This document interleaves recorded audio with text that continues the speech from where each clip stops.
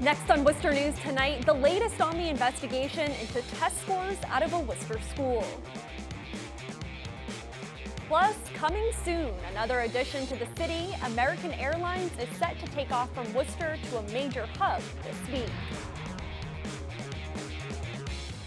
Good evening and thanks for joining us. I'm Olivia Lemon. A Worcester public school is under fire from the state's Department of Elementary and Secondary Education. An investigation is looking into MCAS scores at Chandler Elementary Community School, but administrators say they have not been given any information as to what went wrong. Our Roslyn Flaherty joins us now with the latest. Roslyn?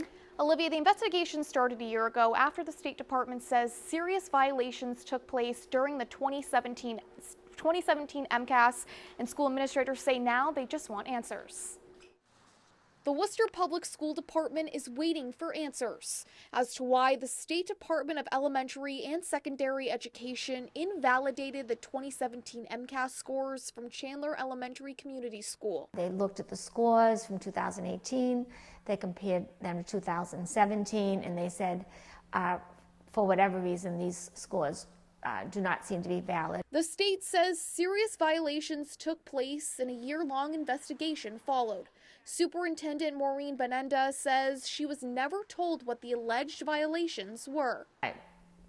More anxious, I guess, would be the word, to have some closure to this, and hoping that, maybe in the next month we'll have some answers as to why this could have happened. School committee member John Monfredo says he was hoping the issue would have been resolved a long time ago, saying it's not fair to the school's principal and staff. They need to know. Personally, I don't think there was any cheating going on, but if there were things that need to be corrected, then we need to know about it so that we can move on. But Enda also doesn't feel like anyone intentionally tried to violate the rules. The 2017 scores to establish a baseline, so that's all it was a baseline in 2017.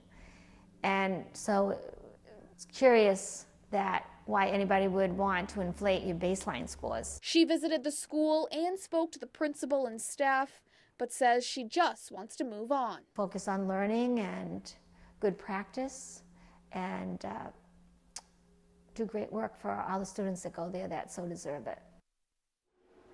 Now, Benenda says the school did have violations in the past with the test before she was superintendent. We reached out to the State Department for comment, but have not heard back. Roslyn Flaherty, Worcester News Tonight. A car rollover in Worcester slows down traffic on Interstate 190. This car flipped over on the exit 1 ramp off of the highway. Witnesses say the driver was able to walk away from the scene. It's unclear at this time how the crash happened. Crews worked to flip the car back over while traffic moved around it. In Dudley, a car ended up in the water when the driver apparently didn't know the road. The fire department posting pictures saying they were dispatched to the scene around 1:30 this morning for reports of a motor vehicle crash. When they arrived, the car was completely underwater. The driver was unfamiliar with the road and drove off the boat ramp at the end of Pattison Avenue. Thankfully, all 4 people in the car were able to swim to shore and there were no injuries. Starting Thursday, the Worcester Regional Airport will offer another destination or connection flight for many travelers.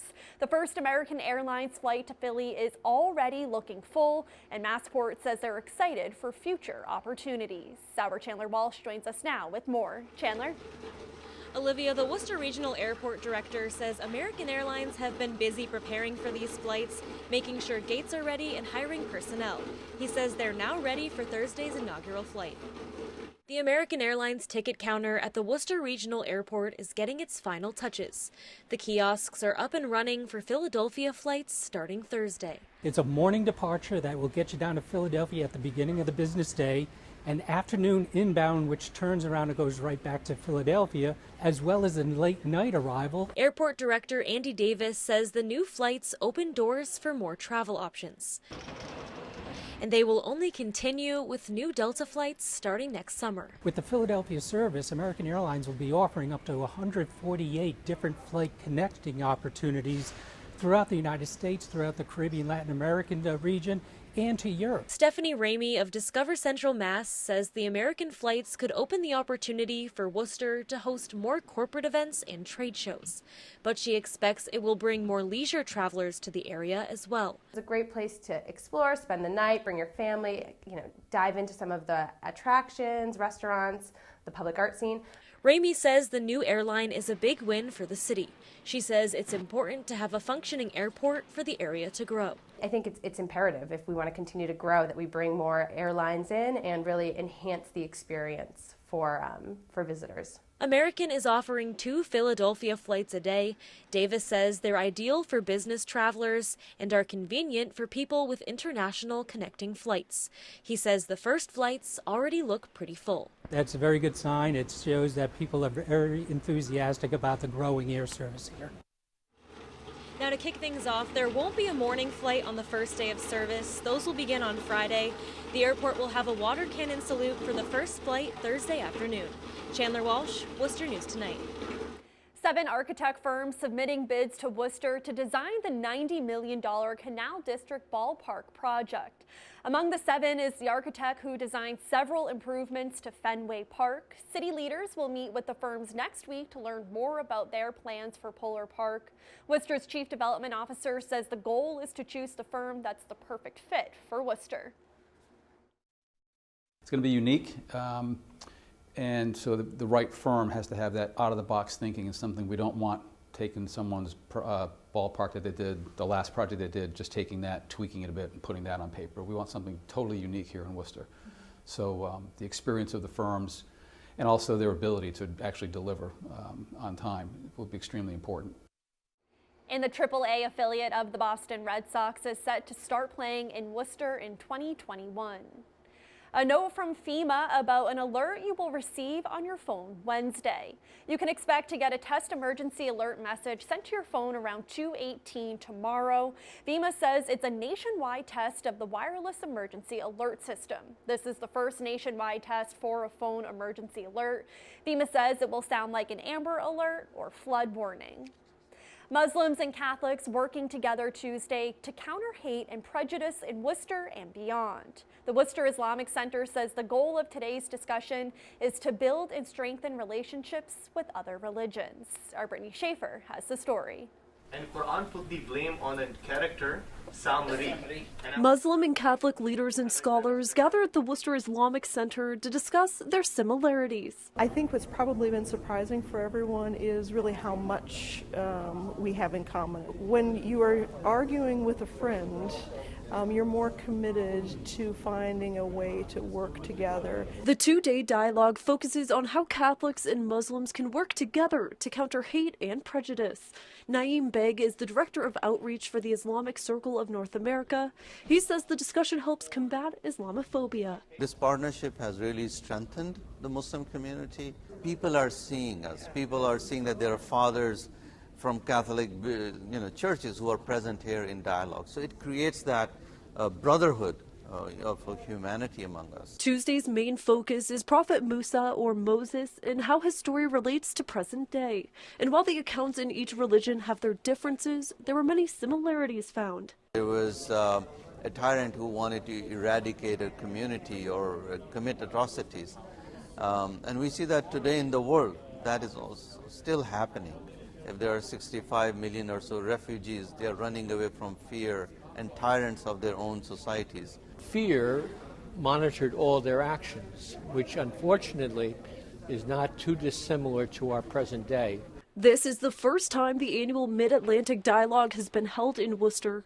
Beg says the face-to-face discussions are vital to better understand each other. The whole purpose of this dialogue is that we come together and find common grounds among ourselves. I want our children to live in a more peaceful world, and I think the first step towards that is really coming to understand each other much better. The Islamic Center says it's a big deal to have the world's largest religions talking about similarities right here in Worcester. Brittany Schaefer, Worcester News Tonight. A special visit to St. Stephen Elementary School in Worcester Tuesday. Wally the Green Monster and his sister Tessie visiting students ages pre-K to 7th grade. The Red Sox mascots pumping up students for Game 1 of the American League Division Series this Friday. Teachers say it's a great chance for kids to have some fun. We had no idea they were coming, and we're just so excited because special things like this don't happen that often in our little school here in this little corner of Worcester. And the Red Sox street team also handing out a pair of ALDS tickets to a lucky winner in Worcester at Union Station earlier this afternoon. Well, if you're hungry and on campus at the College of the Holy Cross, you may want to stop by one of the school's cafes. One of their sandwiches was named America's Best Classic Sandwich by the Food Management magazine. A dining service employee created the crunchy campfire turkey and bacon sandwich. She says she took everything trending with young people and put it all together to make the tasty sandwich. I'm a chef, so I don't really know how to blend ingredients, so I just go by what the kids like. I have a 17-year-old son who is a wicked foodie, so he kind of gave me some input and we made it at home and he tried it and he said it was really good. And the campus says they're now offering the sandwich at the Science Cafe for a limited time, so stop by soon.